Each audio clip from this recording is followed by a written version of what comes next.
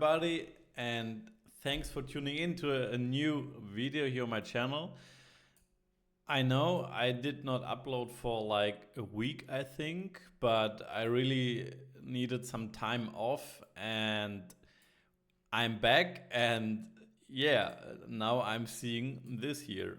Obviously, I was looking at the chart, but I actually took a break from trading, from everything, and yeah, I can advise you to sometimes, some days, a couple of days, every few months, for example, you take time off the charts, you reflect, you journal, you look at your flaws and everything, and then you come back fresh. And yeah, so what do we have right here? So we are obviously within this high time frame range. This is a potential model 1 with an own model here, which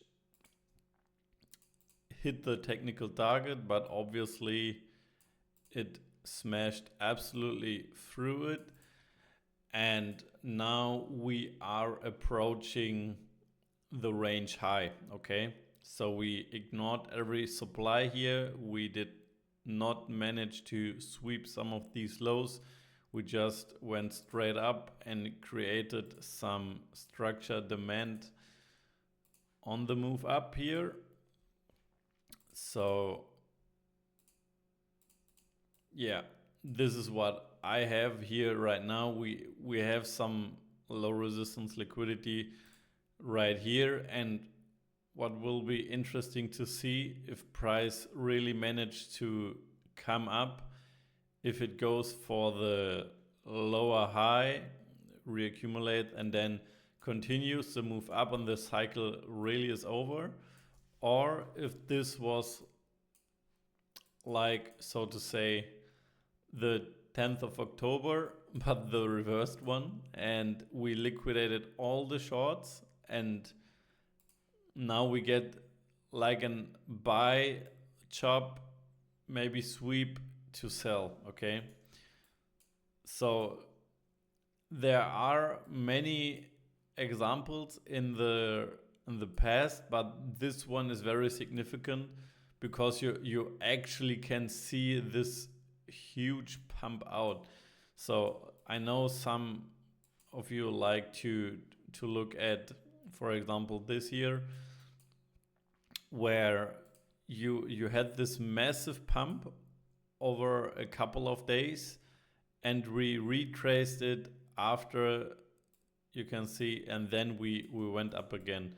So this is just one example and I know it's very picky, but you can see that often if you get this extreme expansion, that you get some sort of a retrace, okay? Because you can't tell me that nobody saw this pump now.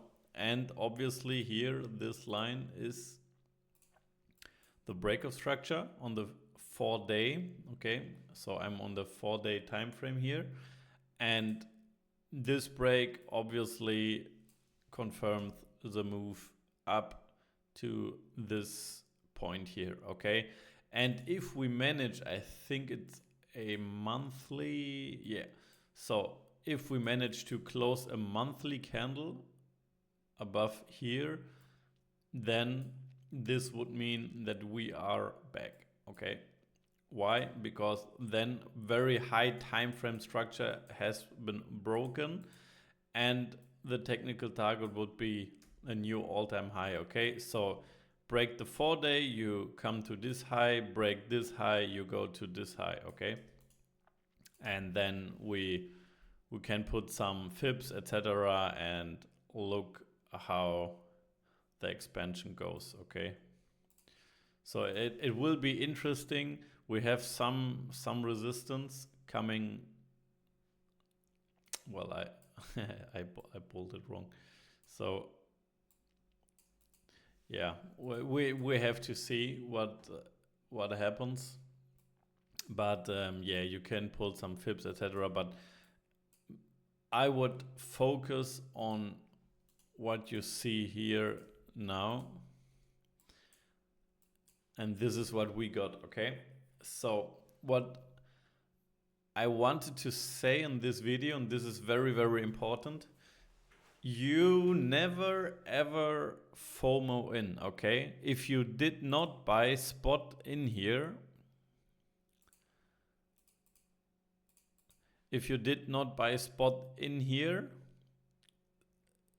even if it's like 5%, 10%, whatever, then you should not FOMO in to this pump here, okay? This is mainly shorts getting liquidated and breakout longs and etc. But I know many people bought right here just to be exposed, and it is absolutely valid to say, okay, if you buy at like, I don't know, 63 or 53, does it really matter if you buy here? You can buy here again, but if it pumps now, you can profit from it. But if you did not buy spot in here for whatever reason, there was not a clear leverage play, okay? So obviously in hindsight you can say, yeah, here you can break, here trade the break and long and target this high, but this is not clean and not clear in this moment. So don't get trapped in hindsight analysis, because in hindsight everyone is profitable. So don't get trapped in hindsight analysis, and don't FOMO into this pump here, because when you buy here and here and here and here, now you already are break even, so to say. And if it really just wanted to grab liquidity, and sometimes price does this here, so it goes up, and it was compressing. So this is what I was calling to. So we were building highs and lows, and often the first move is a fake move, okay? But obviously we can't pull the range from here to here, because this is way out of the deviation limit. And when you FOMO in here, and now you are at the break even, and price does something like this,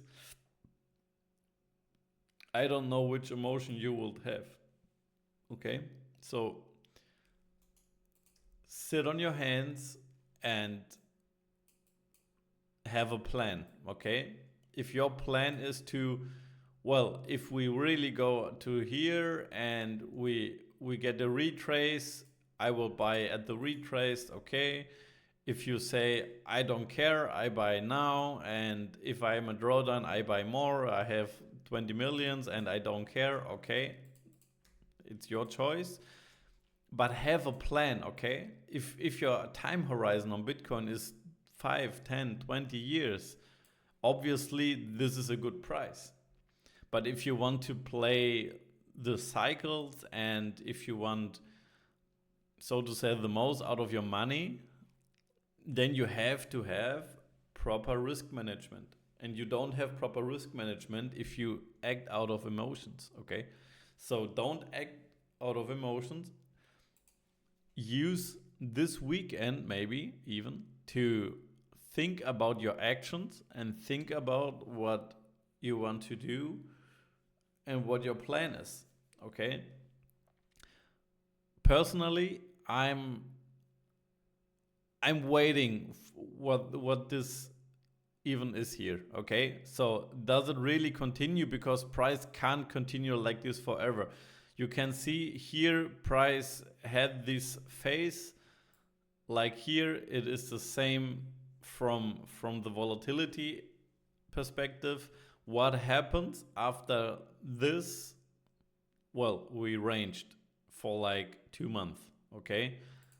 I don't say that we now range here for 2 months, but what I want to say is that after every expansion, okay, every expansion, follows a range, and how this range develops determines the next move. Okay, so if we come down now and we do something like this, okay, and we maybe even tap this demand, yeah, guess what? I'm going to buy, okay? But if price maybe does something like this, okay, and now this pump is now generating more liquidity and this liquidity, and now we maybe even tap into this supply here, okay, for example. So who says that we now, well, this is a very bad drawing, but let's say now people are looking at this high here, obviously, because this means breakout. So what if we pump, we come back inside, and now we do something like this, okay? This is obviously a scenario too that can happen. Yeah, so here's nothing for me to do. And I'm just waiting, okay? And I don't feel FOMO because there was no entry, no leverage entry. If you bought spot here, yeah, nice. Okay, you profit from, like, I don't know, like how much percent is this? Let's say you bought here. Yeah, 22%. I don't know why people are FOMOing because of 22%. I don't really, I don't understand. Yeah, but yeah, I think after this expansion, maybe we go a bit higher, whatever, follows a range, and how this range develops determines what happens next, okay? This even can be a distribution range, for example, that goes down, mitigates demand, and then continues higher, okay? This is obviously a scenario too. So we have to be aware of all these scenarios, have a plan, have if-then scenarios, and then you can talk about, okay, I'm going to do this and that, okay? So, but now the interesting part, we have USDT here. Obviously, we were inside this range, a model 1 distribution, and now I have to say, in hindsight, this looks way cleaner than Bitcoin. So you had your distribution in here. At first, I was looking at this range here, okay, but now in hindsight, yeah, we front run this low, we went up, we redistributed, and now we completed. Yeah, we completed this distribution in here. So what does this mean? That on USDT, only looking at USDT, we don't have an order flow objective anymore. So we completed the model, we completed the order flow objective, and now this, obviously it would be insane just to look at this, but what if this is some sort of a PO3 breaking off this range, distributing, and then coming down again? But yeah, this is, yeah, I don't know about this scenario, but yeah, we have a very, very good demand point of interest here. So if you know about market maker continuation models, let me take a sip, one moment. If you know about market maker continuation models, there are two options, okay? Let's look from a distribution perspective. So let's say you distribute, okay, and you do something like this, and we come into some sort of demand, for example, and high time frame structure is still trending up, okay? Then there are two scenarios how a market maker model can happen. The first one is like I showed you, and the second one is something like this, okay? And then it goes up.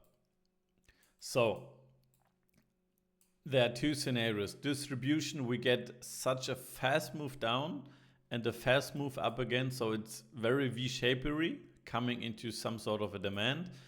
Or we get the distribution and a very slow move down, which generated liquidity, and we then pump out of it, okay? These two scenarios, I would say this is the first scenario, and now we have to see if we come into this demand, which I was waiting for, if you guys remember in here, I was looking for a sweep and then go up, but yeah, price front ran it, and now maybe we tap it, okay? So an example for a market maker continuation model. Yeah, okay. Here.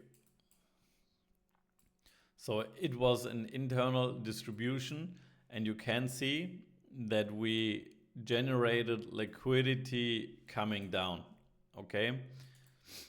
We swept high time frame liquidity, yeah, and then price expanded higher, okay? There's another example here, but here we have a very fast move down. We grabbed major liquidity here, in here, and here we have our high time frame structure, okay? Which we tapped, and then boom, went up again. Yeah, this is from my back testing here. So this happens quite often. It happens more on here on ES2. So it happens often on future. But you can see these are market maker continuation models where we distribute, we get a very aggressive move down and a V-shaped move up again. And now we have to see if it's something like this. Obviously, we can tap it, we range as I said, and we can go up higher and then lower, okay? But we did not break any high time frame structure here, for example. So yes, this is the exact 4-day low like on Bitcoin, but high time frame structure would be this here, and this is a monthly candle closure below this here. So this monthly candle still has 9 days. Obviously this can go lower, go up. September opens and it does something like this. Obviously September is a weaker month. We have to be aware of that.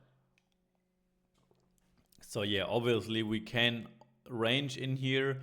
September opens. We manage to establish the monthly low in the first week, for example. It's statistically the highest chance to establish a low. And then we come up and maybe even only to a supply, and then October set the high, and then maybe the bull market started, okay? These are only all scenarios trying to look at the bigger picture, and this is what you should do too, okay? So don't look at this from a, oh shit, I'm missing something, and yeah, why I did not profit from this move. Because you are not meant to profit from these moves, okay? So they are big players that are not interested in you participating in big moves where you make money. That's how easy it is. So yeah, holy yep, 20 minutes in.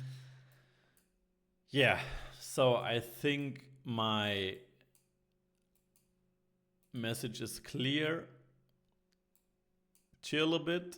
Look how this price now behaves. I will do more updates in the upcoming week. So like every week, like 3 videos, I think I do most of the time. So yeah, subscribe if you did not have already subscribed, and leave a like, leave a comment if you want. And yeah, don't FOMO in. Stay sharp, stay grateful, guys, and have a great weekend. See ya. Bye.